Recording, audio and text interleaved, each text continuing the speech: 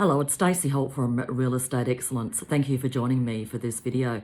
I'm speaking to you on the 21st of April 2023. What a week it's been, huh? On Tuesday, the Minister for Housing in Queensland announced the Stage 2 rental law reforms had been released and open for consultation. Now, this is obviously, as always, very important. We've got until the 29th of May, 5 p.m. to have our say. Now, before I go any further with that, we also know early that evening on the 18th of April, the Deputy Premier, as Parliament was sitting, introduced and passed rental increase changes and new laws.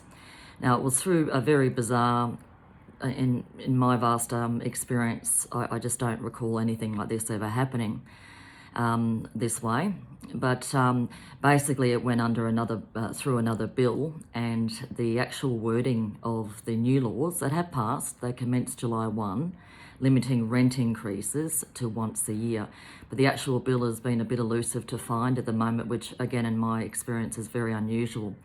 But regardless, I don't want to focus on the politics and the concerns about how this has all been done at this point. I want to stick to the facts of what we know. And what we know is from July 1 that rental increases will be limited to once every 12 months. It used to be 6 months. Well, it still is, Stacey.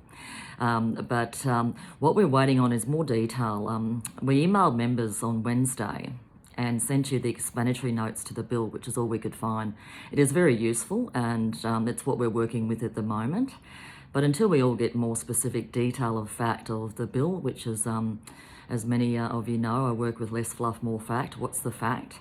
And until we get more guidance from through the RTA or through your preferred best practice advisor listening to me, and of course members, that's us.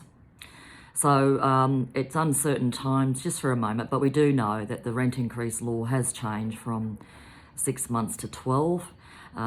It's retrospective, which is bizarre, and I don't understand how law can change a contract, but so there's a lot going on with this. Now, we also don't lose focus of Stage 2. This is a huge distraction, it's huge news, and it's regrettable for investors that we manage your law. It must be said that it's in line with most state and territories. They've had it for quite some time, the 12-month limited to a rent increase. But the concern is the effect retrospectively as well on contracts that exist and have built-in current lawful rent increases. And I know many of our members with their clients who didn't want to give tenants a massive rent increase, although they lawfully could have, and but they didn't want to, so they built in smaller increments into 6-month terms. So there's a lot more to this. And again, I don't want to get into the politics, but we need to get more to more facts. And again, RTA and or your preferred best practice advisor, and members, you know we're well across and dealing with this the best we can for you and with you. Now, don't lose focus of Stage 2. We've got only a limited window. Now, realestateexcellence.com.au on my industry update link tab. Any trouble finding it, just email us. There's everything you need to know, the paper, the survey, plus the RTA website has it without having to go to mine. So I've always got a continual running blog.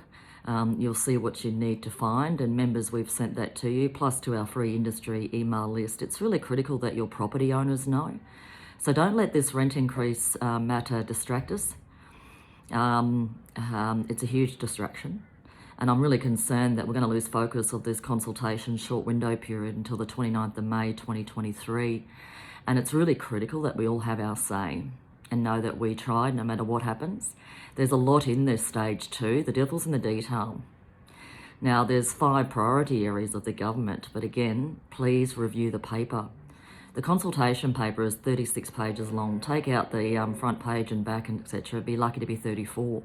But gee, what's in it is really critical. So I, with all due respect to anyone and anyone listening, can't see why anyone couldn't review it.